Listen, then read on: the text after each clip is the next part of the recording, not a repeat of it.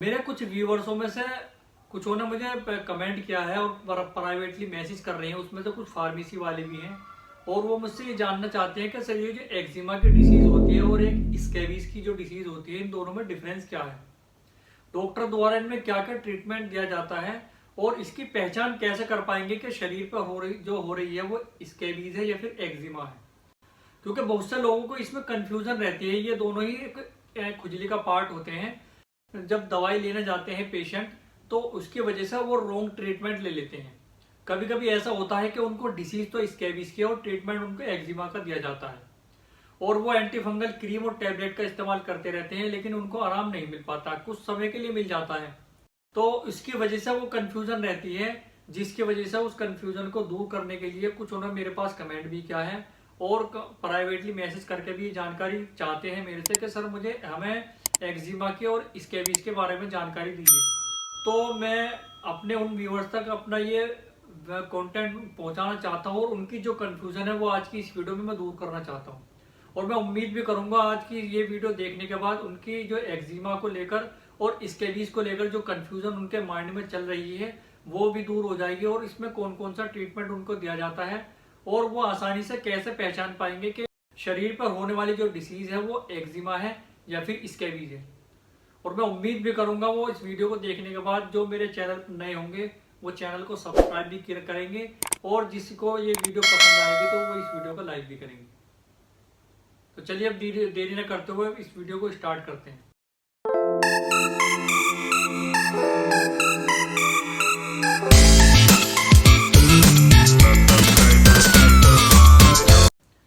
दोस्तों मैं सबसे पहले आपको यहाँ पर एक चीज क्लियर करना चाहता हूँ। ये जो एक्जिमा होती है ये आपकी नॉन कंटेजियस डिसीज होती है।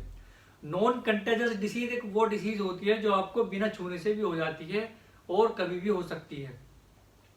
अब इसकी पहचान मैं आपको बता देता हूँ। ये आपकी जो एक्जिमा की डिसीज होती है या आप इसकी पहचान कैसे कर पाएंगे वो मैं आपको इजीली बता देता हूँ। जो एक्जिमा की डिसीज होती है उस पर जो शरीर पर जो देखने को आपको मिलते हैं पर्पल कलर के और ब्राउन कलर के निशान दाने से मिलते हैं, तो समझ लीजिए ये जो पेशेंट के हो रही है वो एक्जिमा की डिसीज है। इसमें कभी कभी ऐश ग्रे कलर के भी दाने होते हैं, दो निशान से होते हैं, तो भी समझ लीजिए कि एक्जिमा की डिसीज है। इसके अलावा स्किन ड्राई पड़ जाती है, स्कैली हो जाती है, तो समझ लीजिए कि ये एक्जिमा की डिसीज है।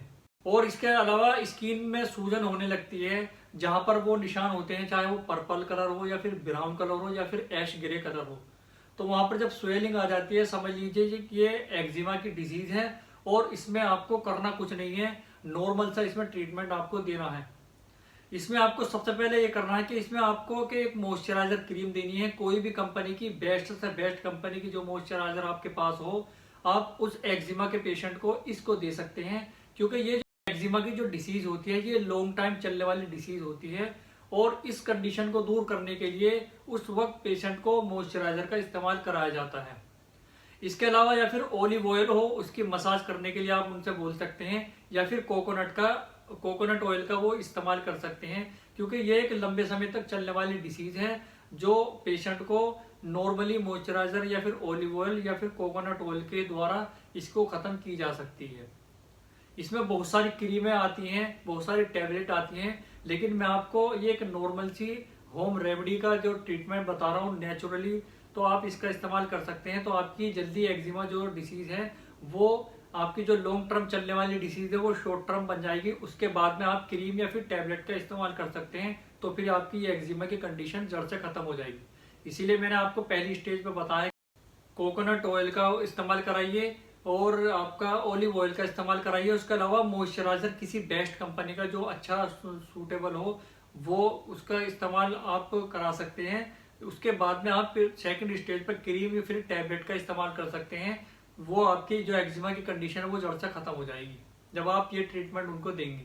अब उसके अलावा हम बात कर लेते हैं स्कैबीज के बारे में। ये तो मैंने आपको एक्जिमा का बता दिया है कि इसमें क्या आपको ट्रीटमेंट देना है, आप कैसे पहचान कर पाएंगे, ये आपको एक्जिमा की डिफरेंस मैंने आपको बता दिया है। दोस्तों कभी कभी ऐसा होता है कि स्कैबीज की जो डिसीज होती है इसके अंदर इतनी पेशेंट को इतनी सारी इचिंग होती है जिसकी वजह से उसको खुजाते खुजाते कहते हैं, जब वो उसको ज्यादा इचिंग होती है तो उसमें मजा सा आने लगता है स्किन ड्राई होती है, तो इसको स्कैबीज की कंडीशन बोलते हैं।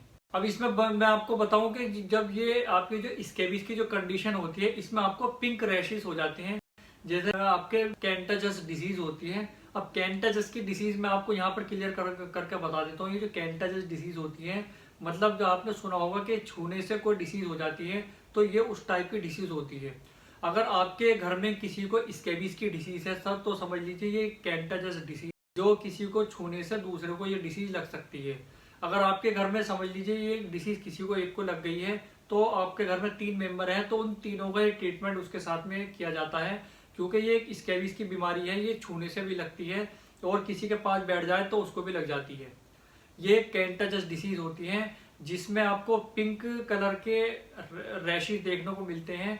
इसके अलावा जैसे ब्लिस्टर पिंपल होते हैं तो देखने को मिलते हैं, और इसमें इतनी ज़्यादा खुजली होती है, इतनी ज़्यादा इचिंग मचती है। फॉर एग्जांपल अगर आप सोने को जाते हैं तो सोते वक्त में आपको बहुत ज़्यादा इचिंग होती है, तो वो एक स्कैबीज की कंडीशन होती है दौरान, क्योंकि रात में ही ज़्यादा होती है ये। और इसमें आपको खुजाते इतना ज़्यादा मज़ा आने लगता है और आप अपनी स्किन पर ब्लड निकाल लेते हैं, तो इसको बोलते हैं स्कैबीज की डिसीज। अब इसमें ट्रीटमेंट एक नॉर्मल सा ट्रीटमेंट दिया जाता है डॉक्टर द्वारा, जो मैं आपको यहाँ पर बता देता हूँ। उसमें एक परमेथ्रिन के नाम से एक क्रीम दी जाती है, केवल ये स्कैबीज के ही लिए यूज की जाती है, ना कि एक्जिमा की डिसीज के लिए, केवल परमेथ्रिन का।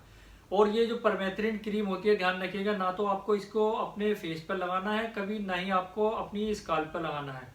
आपको अपनी नेक से लेकर नीचे के पूरे हिस्से पे आपको इसको पूरी 30 ग्राम की क्रीम को केवल एक रात में ही इसका इस्तेमाल करना है पूरे शरीर पर।